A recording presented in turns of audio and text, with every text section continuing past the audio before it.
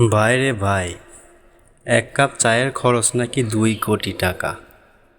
ভাবা যায়? যেখানে আমাদের 500 টাকা কামাতে সারা দিন চলে যায়, সেখানে 1 কাপ চায়ের মূল্য নাকি 2 কোটি টাকা।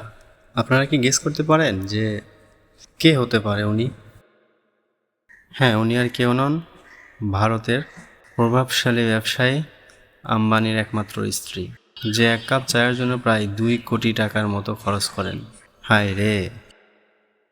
সাম্প্রতি এক প্রতিবেদনে নীতা আম্বানির পান করা প্রিয় চায়ের কাপের দাম উঠে এসেছে।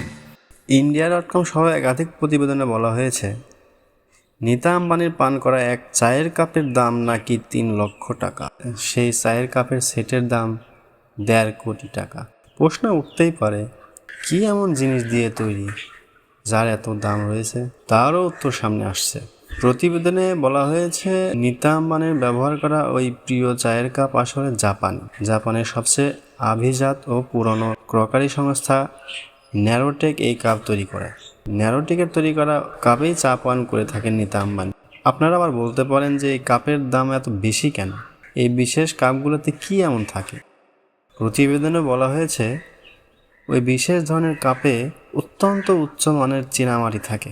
বিভিন্ন ধরনের দুর্লভ উপাদান দিয়ে নাকি সেই কাপ তৈরি, সঙ্গে সূক্ষ্ম কারিগরি এই কাপের মানকে আলাদা করে দেয়। এই সমস্ত কিছুর সহযোগে এই কাপ শুধু সৌন্দর্যের। ভাবা যায়?